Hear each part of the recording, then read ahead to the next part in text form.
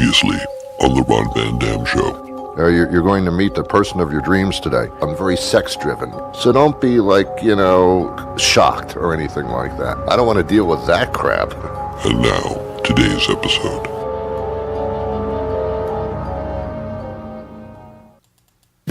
On the air everywhere, this is New England Broadcasting.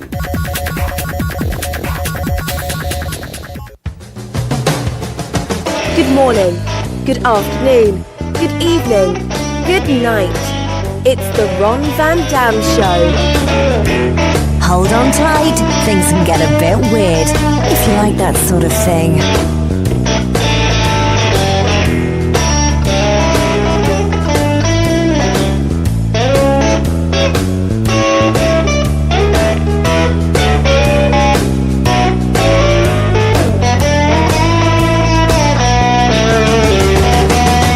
Hey, welcome to the program. It's the Ron Van Dam Show. Guess which one I am? Yes, I'm the Ron Van Dam one.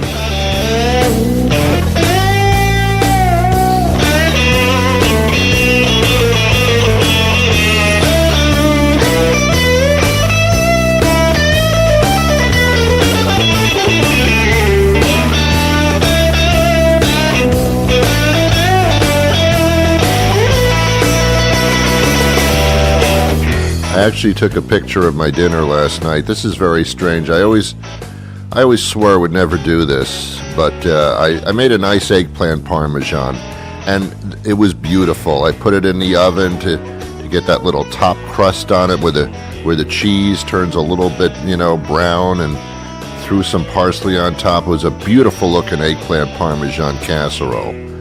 And I thought, I've got to take a picture of this. And I whipped out my cell phone camera, which is how I take pictures now, and I took a picture of the eggplant parmesan. I sent a picture to a couple of people, and after I sent it, I said to myself, oh my God, I've turned into one of them.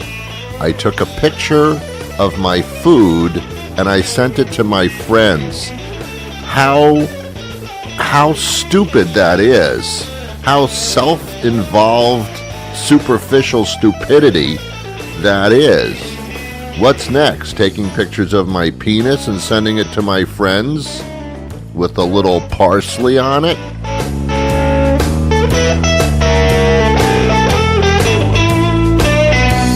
I can't imagine taking a picture of my penis. And I wouldn't send it to anybody, but just taking the picture of it at all is just like, what are you doing? What? Anybody who takes a picture of their penis should be, it's an intervention. It's got to be an intervention. I mean, get your friends together in the living room and we understand that you're taking pictures of your penis. This has got to stop.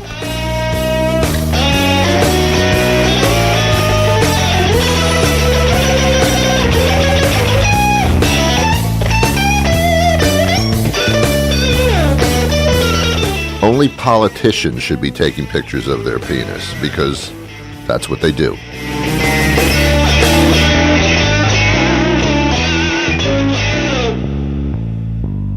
Welcome to the program. I apologize for the opening. I don't know how I ended up talking about that. It's because of the selfie thing, man.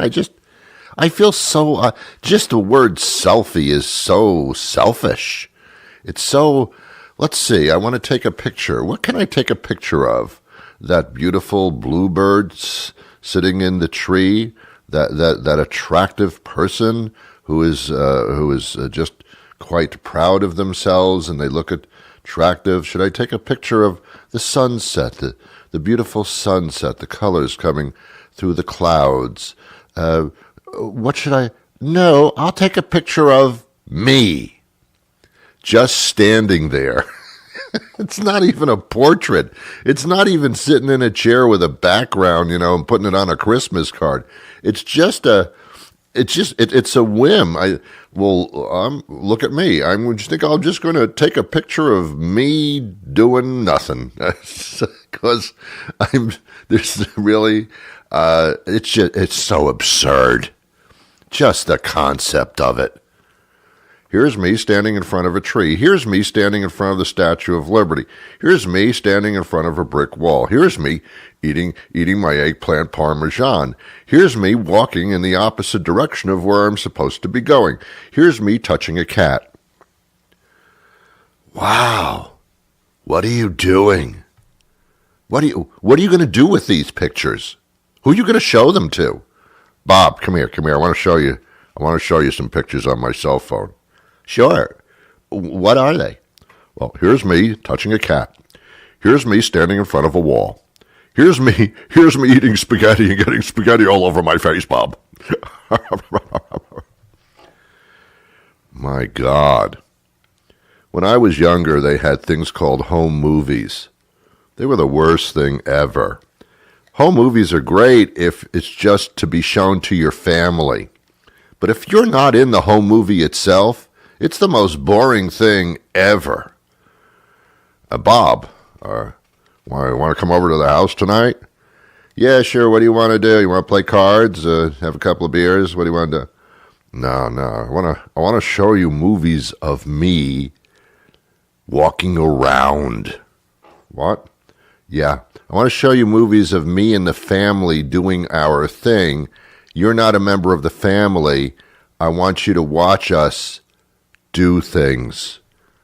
Why would I want to do that? Shh, listen. We actually went camping in the summer, and we pitched a tent, and we stayed overnight in the tent. I have a full-length motion picture about that. You will be so interested. What would I care that you're sitting in a tent? I don't know, but it's so interesting to everybody. It's awful. I would always make up excuses. All of a sudden, I'd get a really severe stomach ache.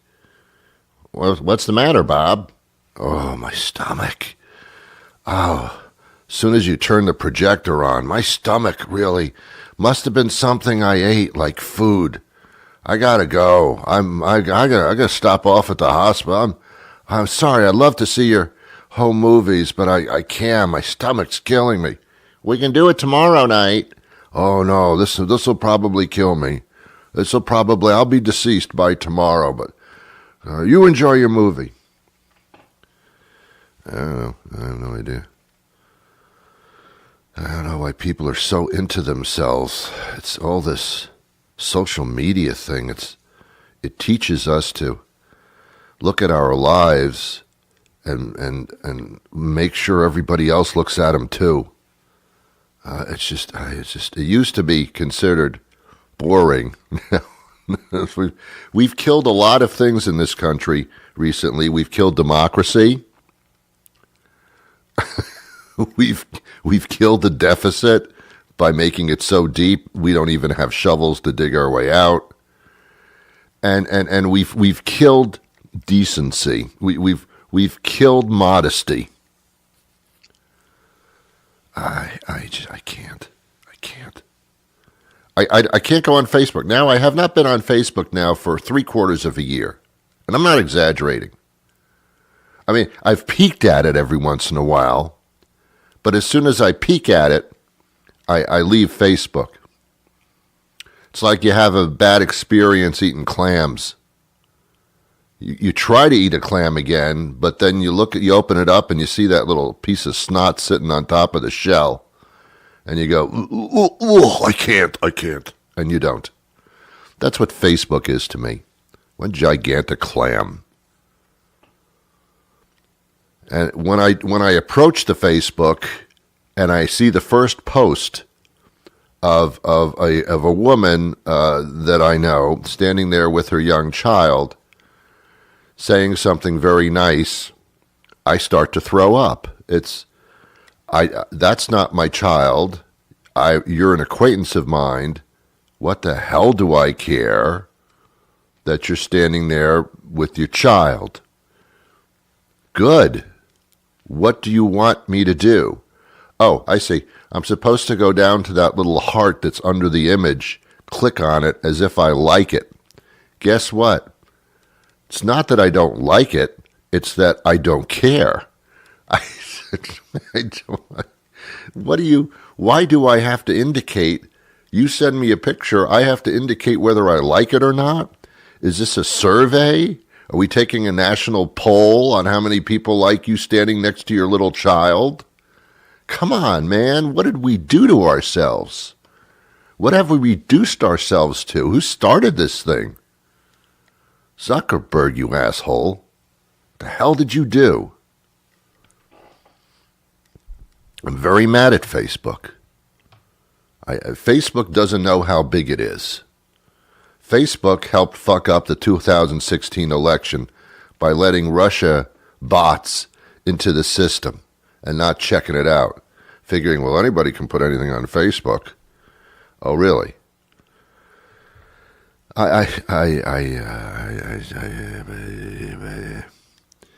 Anyway, let's move on.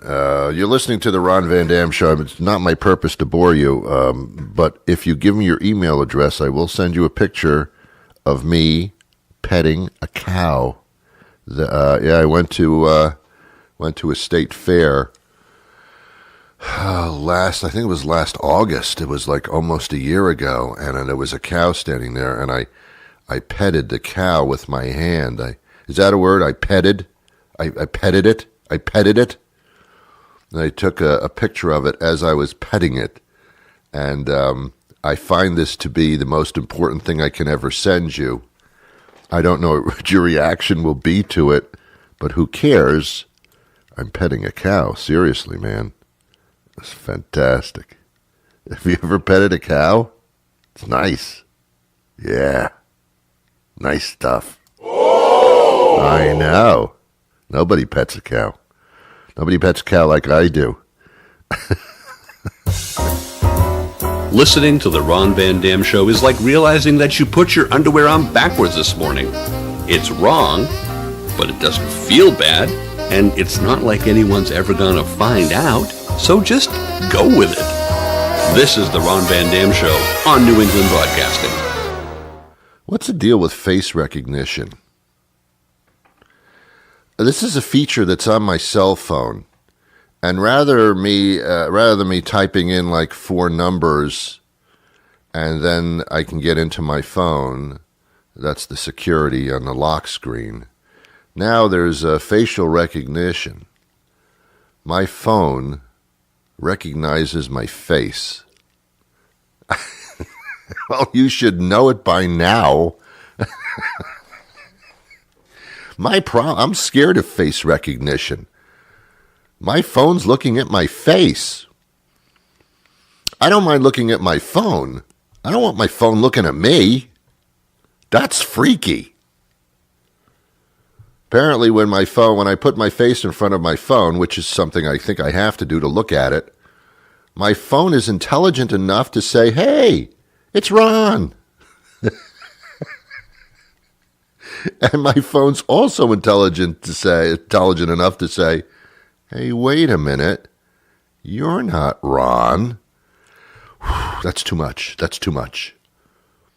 What if I get up? Did you ever get up in the morning after you had a few drinks the day before? Or you don't even have to drink to get up in the morning, and you look in the mirror and you look awful. Who is that guy in the mirror? My hair's all over the place. My nose is like out of joint. I'm missing one of my ears.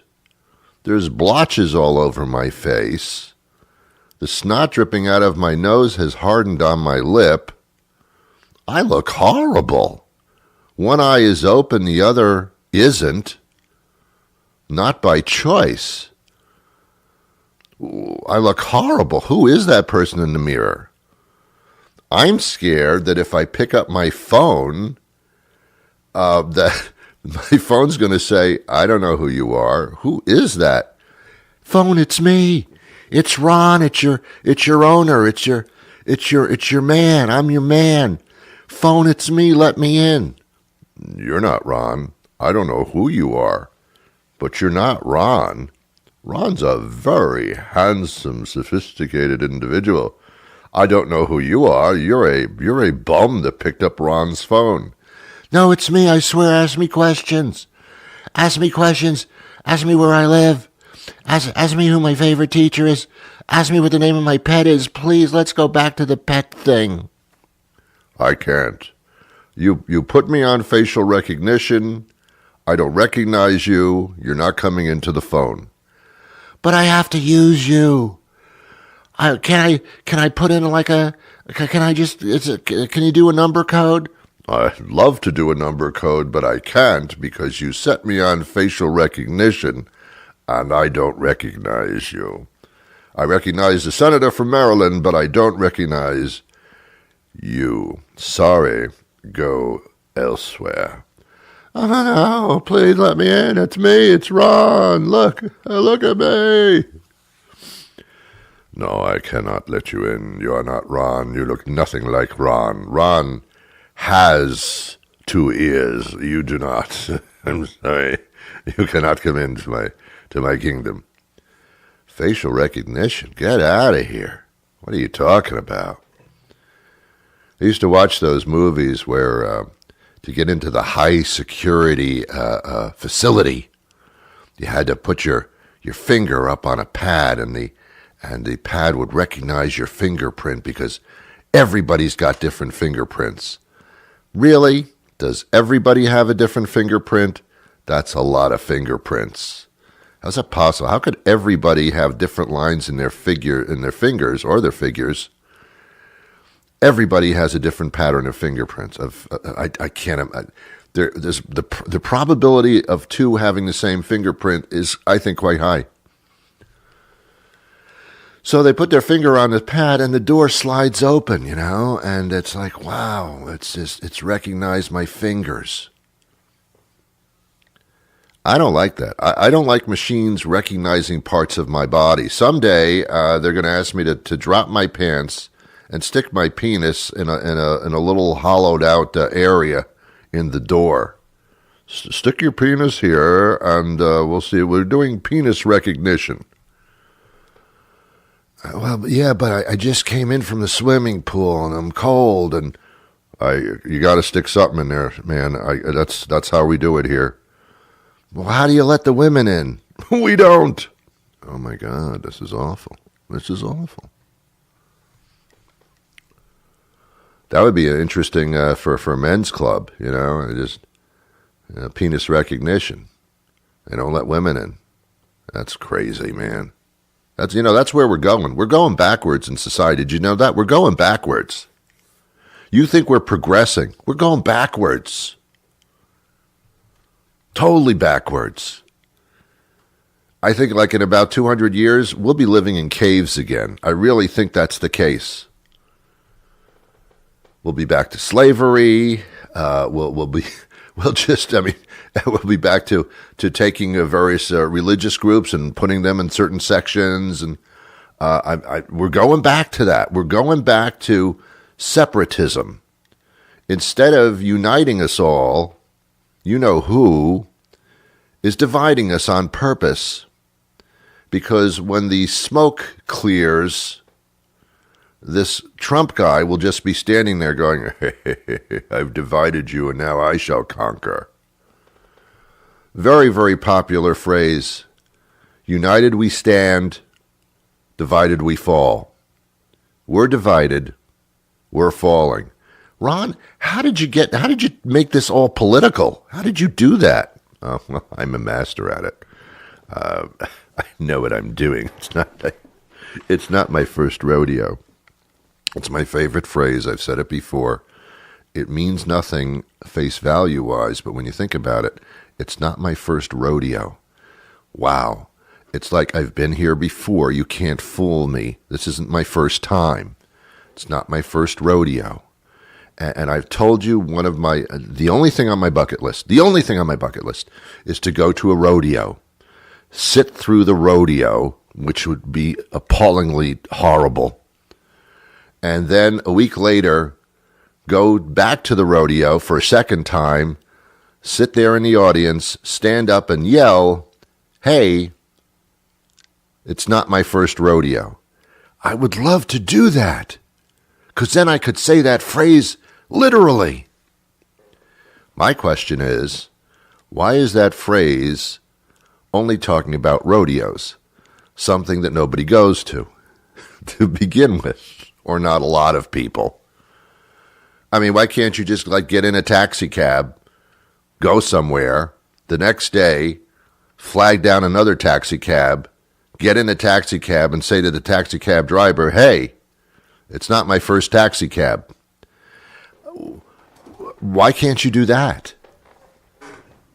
Why can't you walk into a dollar store and buy a balloon, and the next day go back into the dollar store or the baller store and ask for a balloon and then yell out, hey, it's not my first balloon? Why does it have to be a rodeo? Why? Because they're very hard to find, and it's not easy to find the rodeos. So I can't live out that fantasy literally all that easy, Lee. Hey, it's not my first talk show. Oh, God. Oh, man, what the hell's going on with me? Did you ever just stop in the middle of what you're doing and say to yourself, oh, my God, what's happening to me? What am I doing? It's so cool when you do it, because it's actually like everything stops. It's like in the movies where they freeze frame and everything just stops. Everything's frozen in time. Everything. It's freaky, man. You just stop. Hey, wait a minute. What am I doing? What am I doing here? Why am I doing this? It's very cool. It's very heavy and very deep. You should try it, because I'm going through that right now. Anyway, we have a great guest coming up in the program, and I think you're going to enjoy it. I have no idea. You could hate this part of the program. I really don't know. But are you hungry? Let's do this first, and then we'll talk to our guest. I'm hungry. It's like every burger joint that I go to is like your cheese lover's burger, your bacon lover's burger, your burger lover's burger. What's a guy to do if you just love lettuce? Well, you're in luck, because Burger Guy is proud to introduce the new Lettuce Extreme. A quarter pound of succulent beef piled high with cool, crisp lettuce, iceberg, romaine, bib. It's a lettuce lover's dream, and it's only at Burger Guy. Thanks, Burger Guy. Now I know where to go to get my lettuce on. At participating Burger Guy locations for a limited time only. Supersize it with our metric ton of fries and keg of soda for just 12 cents extra. Price, participation, quality, condition, variety, and availability of lettuce may vary. Good morning. How are you, Ron? Great. Dr. Michael Ventress joins us now, the meteorological scientist and software engineer with the company, an IBM business, and also Daniel Crook, who is Chief Technology Officer for Call for Code. This is a time of year where we hear about some tumultuous storms and natural disasters and things like that, and it always reminds us to prepare, because once these things occur and you're not prepared, you're kind of stuck. So we talk about this every once in a while. What types of technologies are available that help us prepare? Hey, sorry. So yeah, hi. So for It was a bit of a boring specifically question. specifically for the hurricane season, there's a number of things folks can do to prepare. One such thing is being aware of your surroundings, and because this is true for any natural disaster, you always want to tune into national, local media, to see what the most updated forecast tracks are, or if there's any sort of emergency messages that are being announced throughout. And those are some things that for specifically hurricanes, understanding your evacuation route, develop some communication plans, etc. Yes. Are natural disasters, am I crazy, or, well, actually I am, but am I crazy, or is the weather getting more severe year by year? Of course, we all talk about climate change, and it would stand to reason that severity might be increasing, actually. Yeah, so this is one of the hot topics here in the field, and And, there is some evidence that suggests that the frequency of extreme weather events has been on the increase. Now, there's a component of social media involved with that, right? Yes. There's a lot better connections now. People are actually able to read and highlight these types of events more frequently than we were able to in the past. But that being said, as you mentioned, one of the main arguments of climate change are these enhanced or uptick in frequency of such events. Yes. Which means that all the more reason to be prepared and to be aware.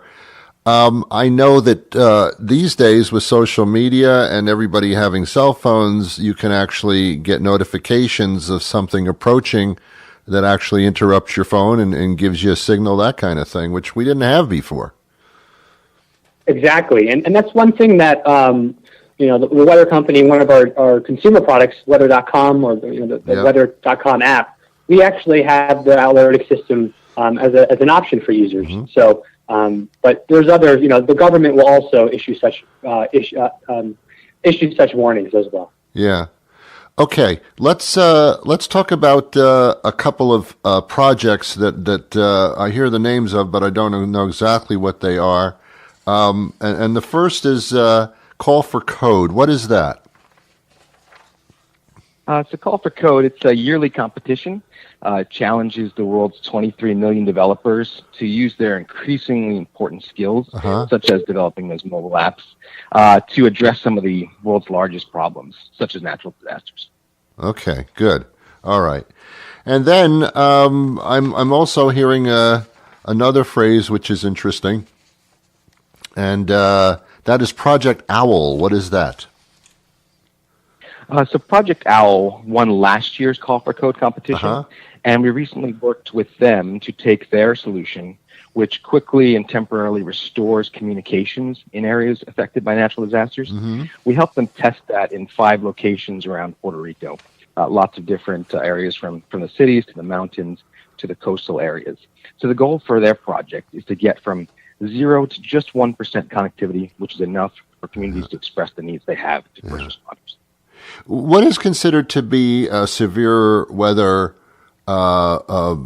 territory, not geographically, but as far as time is concerned? I know we talk about hurricane season, but I mean, there's also tornadoes and extreme storms of other types. What's the window for that? Is it starting up soon? I know it somewhat goes through October or something. So for the definition of severe weather can be quite broad. Right. With respect to the severe thunderstorms and tornado season, we typically, there's actually 2 peaks of in severe weather across the plains. We are actually entering one of those peaks now. It does look like there will be actually a tornado outbreak today into tomorrow across the plains. So, but I mean, going broader with that definition, there can be events such as flooding events, right, where a heavy precipitation event occurs over a location. But there can be you can also consider extreme drought, a severe type of weather, right? And that's not just a day or a week event. That's more like months. So it's a broad definition. And that broad definition kind of covers the entire country in the sense there are coastal storms, hurricanes if you're on the coast. If you're in the nation's midsection, there's Tornado Alley. There's flooding all over. There's drier weather, and then when it rains on the West Coast, that becomes tumultuous, and fires. I mean, it kind of, when we talk about severe weather kicking off situations, there's no area really that's immune from that. That's correct, and you have to keep in mind it's not just the U.S. that deals with the severe weather; it's global. Yes, and you got different types of severe weather events depending on where you live around the world too. Oh, absolutely. So everyone deals with weather. Yeah, I can't imagine a tsunami coming toward land, and my God, I mean, there's just some incredible, horrific situations that have occurred very recently in our weather history. Let's talk about hurricanes because that's something that we almost expect, and we just watch them churn and run across the Atlantic just about every year. What can we do under the circumstances? Well, when the hurricane season approaches us, some of the best things you can do is keep tuned in and understand what's going on a particular day or a particular week. If there is a hurricane that has developed over the Atlantic, make sure you keep up to date on the National Hurricane Center warnings. Tune into your national local media. And if the hurricane is actually heading to your area, there are some things you can do. First off, I do want to mention, some of our numerical weather modeling capabilities has increased. We're getting better in skill with predicting these features, right? Yes. But the problem is we're still not there. Right. So if there is a hurricane heading towards you, and it's the hurricane forecast is maybe for a weak tropical cyclone, like Category 1 or a tropical storm, just pay attention to it. Yeah. There has been times where these things go through a rapid intensification cycle just hours before making landfall, and actually throw some folks off, right? So we have a list of things here we can quickly go over. One thing we always suggest doing is communicate with your family. Right. If there's a hurricane coming towards you, make sure you have a plan that talks about what you'll do in such an event and where you'll go. And then also, there's the normal list of check items, pack it to go bag, bring some non-perishable items. And if you don't have those non-perishable items like bottled water, packaged food, etc., you should really shop for those supplies ahead of time before the mass crowds hit those stores, right? True. Okay. For more information, you can go to callforcode.org. That's callforcode.org. Find out how IBM and the weather company have hooked together to keep you going and keep you informed. And it's all there, callforcode.org. Thank you so much for your time today. It's important stuff, and we appreciate it. Thanks for having us. Take care. Well, you have just sat through another program. Congratulations. It's one of those times, wait a minute. Hey, what am I doing? What am I doing here? Okay, there you go. I'll be back tomorrow with a brand new show. Until then, I wish you peace. Yeah, I do.